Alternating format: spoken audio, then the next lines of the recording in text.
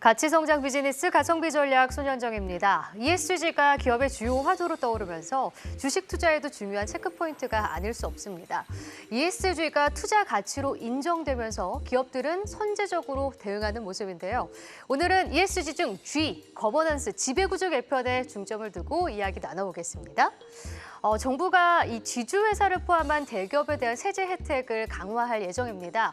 그래서 대기업들의 지주사 체제 전환이 늘어나고 있는데요. 지주회사는 영어로 홀딩 컴퍼니, 이 자산 총액 5천억 이상 그리고 자회사 주식가의 합계액이 이 자산 총액의 50% 이상 되는 회사를 의미합니다. 지주회사 체제는 지배구조가 단순해서 경영 감시가 쉽고 또한 계열사의 위기가 다른 계열사로 이전되지 않는다는 장점이 있습니다. 그래서 ESG, G, 지배구조 측면에서 지주사 체제가 주목되고 있는 겁니다. 이런 가운데 지배구조에 대한 객관적인 평가 지표인 기업 지배구조 보고서 공시가 장착 중입니다. 올해 이 보고서 의무 공시 대상이 늘어나게 되는데요. 자산 총액 1조 원 이상으로 기업이 확대됐습니다. 그래서 올해 보고하는 코스피 상장사는 304곳으로 작년 대비 2배 가까이 늘었습니다. 핵심 지표 준수율을 가장 잘 지키고 있는 회사는 어딜까요? 지금 포스코홀딩스가 2년 만에 다시 1위로 올라왔습니다. LG그룹과 SK그룹 등이 상위에 올라 있고요. 또 최근 개선폭이 상당한 기업은 세아그룹과 SL 등이 있습니다.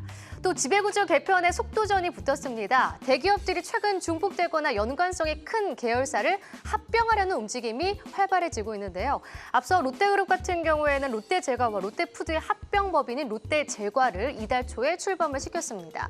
또한 한화그룹은 방산 계열사인 한화에어로스페이스와 한화디펜스 그리고 주 한화방산 부문의 통합을 검토 중이고요. 포스코와 오뚜기 같은 경우에는 조금 더 자세히 살펴보겠습니다. 지주회사 전환을 마친 포스코그룹은 지배구조 개편에 박차를 가하고 있습니다. 역대급 호실적에도 불구하고 지주회사의 기업 가치가 하락하고 있어서 분위기 반전을 꾀하겠다는 의도로 보이는데요. 포스코는 올해 초 지주사 전환을 추진하면서 자회사들의 IPO를 하지 않겠다고 선언했죠. 대신 포스코 인터내셔널을 이 비상장 계열사 포스코 에너지와 합병하는 걸 추진하고 있는데요.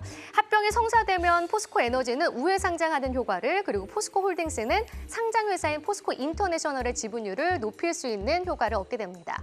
오뚜기 보실까요? 오뚜기도 5년에 걸친 지배구조 개편 작업이 마무리에 들어왔습니다. 8월 1일 합병 계약일로 바로 오뚜기가 오뚜기 라면 지주와 그리고 오뚜기 물류 서비스 지주를 흡수 합병한다고 공시를 했는데요. 오뚜기 측은 지배구조를 단순화하고 또 투명하게 개선하기 위한 목적이라고 전했습니다. 합병은 오는 10월에 완료될 예정입니다. 이렇게 ESG 경영에서 지배구조 개편에 박차를 가하고 있는 기업들, 특히 지주사 체제에 대해 알아봤는데요. 자세한 전략 NH투자증권 김동영 위원과 이야기 나눠보겠습니다.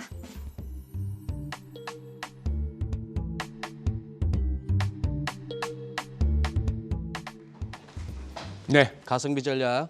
오늘 벌써 손현정 앵커 브리핑에서 지주사 얘기 설명 듣는데도 머리가 아파집니다. 조금 더 살펴보도록 하죠. 오늘 도움 말씀 주시기 위해서 NH투자증권 김동양 연구원님 나와 계십니다. 안녕하세요, 연구원님. 안녕하세요. 네. 근데 자, 요 지주사 우리 상장 주식들이 좀 보면은 만년 저평가주라고 할까요? 또 그리고 뭐 모든 분들이 그렇게 관심을 끌지는 않고 있는 것 같습니다. 어떻게 하반기에는 좀 더 주목을 받을 수 있을런지요? 예, 사실 올해 6월 달에 조정을 조금 보이기 전에 네. 순환매 차원에서 지주회사가 관심을 좀 받은 예, 적이 예. 있습니다. 그런데 큰 틀에서 보면 지금 코로나19 이후에 절대 저평가 영역이라고 말씀드릴 수 있겠고요. 지주회사의 NAV, 그러니까 순자산 가치 대비해서 평균적으로 한 60% 정도 할인이 돼 있습니다. 그러니까 적정 가치 대비해서 한 40% 정도 수준에서 거래가 되고 있는 거고요. 이렇게 된 큰 배경을 살펴보자면 코로나19를 겪으면서 그 투자자들이 어떤 지주회사나 복합기업의 강제적인 포트폴리오를 좀 회피하게 됐다. 그러니까 퓨어 플레이를 선호하게 됐다라고 볼 수가 있겠고요. 그래서 이제 할인율 수준 자체는 굉장히 높지만 그게 주가를 올리는 데 있어서 지금으로서는 그렇게 중요한 요소가 되지는 못하고 있는 것 같습니다. 네. 그래서 그거보다는 사업 포트폴리오를 강화하고 주주 가치를 제고할 수 있는 어떤 현금 흐름이라든가 역량을 개선할 수 있는 그런 역량 같은 것들이 주요 포인트가 돼야 될 것 같고요. 시장이 올라가지 않으면서 지주회사만 전반적으로 아웃퍼폼하기도 쉽지는 않을 것 같습니다. 다만 중장기적으로 보자면 이제 올해부터 작년 말부터죠. 지주회사가 CV VC, 기업형 벤처 캐피탈 설립할 수 있게 됐고요. 그리고 아까 말씀하셨지만 ESG 관련해서는 지주회사들이 ESG 등급이 상대적으로 높은 편입니다. 이런 것들이 점진적으로 이제 할인율을 좀 축소하는 역할을 하지 않을까 이렇게 기대할 수 있을 것 같습니다. 그래요. 자, 그럼 지주사주들의 2분기 실적도 궁금한데요. 실적이 좀 어떤지 말씀해 주시고 또 주목할 모멘텀이나 이벤트도 함께 짚어주시죠. 이제 먼저 말씀드려야 될 게 지주회사들의 실적은 이제 수많은 계열사들을 연결을 합니다. 그래서 발표 시점도 상당히 늦고 그리고 사실상 이제 그룹 성적표라고 볼 수 있기 때문에 숫자가 굉장히 크고 그거를 해석하기가 쉽지가 않아요. 그래서 결론적으로 지주회사의 실적 자체가 주가에 아주 큰 영향을 미치지는 않는데요. 다시 돌아와서 실적 자체를 보자면은 1분기에도 나쁘지 않았고 2분기에도 그 흐름은 이어갈 걸로 보고 있습니다. 주요 지주회사별로 주요 비상장 회사들의 실적 모멘텀은 1분기에도 나쁘지 않았고 2분기에도 그런 흐름을 이어갈 걸로 보고 있고요. 뭐 지주회사는 아니지만 삼성물산, 지주회사 격회사인 삼성물산 같은 경우도 건설이 견조하고 바이오가 호실적을 이어가면서 실적은 계속 좋을 걸로 보고 있습니다. 실적 이외에 생각할 수 있는 이벤트들, 이게 이제 비상장자 회사의 상장이라든가 주주가치 재고를 생각해 볼 수 있겠는데요. 지금 시장 상황이 어렵기 때문에 그 비상장자 회사의 상장은 기대했던 것보다는 조금 늦춰질 거라고 생각이 됩니다. 지금 SK 에코플랜트 그리고 LG CNS가 주관사를 선정을 했지만 아마 상장까지는 시간이 좀 걸릴 걸로 보여지고요. 반면에 연말로 갈수록 이제 배당이라든가 또 자사주 매입 같은 주주가치 제고에 강점이 있는 지주회사가 좀 부각이 되지 않을까 이렇게 생각을 합니다. 그래요. 지금 우리 시청자분들 유튜브로 시청하시는 분들이 이렇게 서로 주고받는 얘기들이 재밌습니다. 늘 저평가 하지만 어떻게 보면은 주주 친화적이지 못했고 그동안에 또 늘 거버넌스라고도 하는 것들이 주주보다는 뭐 무슨 말씀인지 아실 것 같고요. 그런 거 재밌는 얘기도 있습니다. 지주사 주식은 지주들이나 하는 거지 평민들이 손댈 거는 못 된다고. 그래도 우리 연구원님 그래도 이거 아까 말씀하신 거의 가치의 40%밖에 지금 밸류가 뭐 주어지지 않았다는 얘기는 투자 관점에서 그래도 한번 관심을 가져볼 만한데 한번 이 탑픽과 투자 포인트도 짚어주시면은. 예, 좋은 지적입니다. 이게 예. 당장 올라가지 않더라도 더 빠지지는 일단 않을 거다라고 네. 생각해 볼 수 있겠고요. 저희 지주회사 탑픽으로는 SK하고 삼성물산을 추천을 드립니다. SK는 첨단 소재, 제약 바이오, 그린 그리고 디지털까지 이런 4대 사업 영역을 중심으로 사업 포트폴리오를 강화하겠다라고 발표를 했고요. 2025년에 목표 시가총액으로 140조 원을 제시를 했습니다. 상당히 높죠, 지금보다.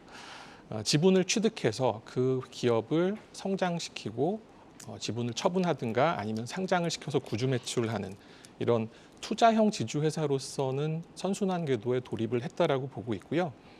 뭐 해마다 M&A 굉장히 많이 하고 있습니다. 올해에도 그 말씀드렸던 4대 사업 영역 중심으로 해서 사업 포트폴리오 강화를 하고 있고요. 비상장사 중에는 SK 팜테코, SK 실트론, SK 에코플랜트 아마 내년 이후에 네. 연속적으로 상장을 시키지 않을까 이렇게 보고 있습니다. 그리고 배당 수입, 그러니까 지주회사이기 때문에 사업 자체 사업이 SK는 예외적으로 있지만 배당이라든가 브랜드 로열티 같은 현금 흐름이 상당히 중요한데요. SK 입장에서는 SK E&S라는 비상장 자회사가 배당을 가장 많이 주는 자회사입니다. 올해 1분기에 사상 최대 영업이익을 냈고요. 올해 말 배당이 기대가 되는 상황입니다.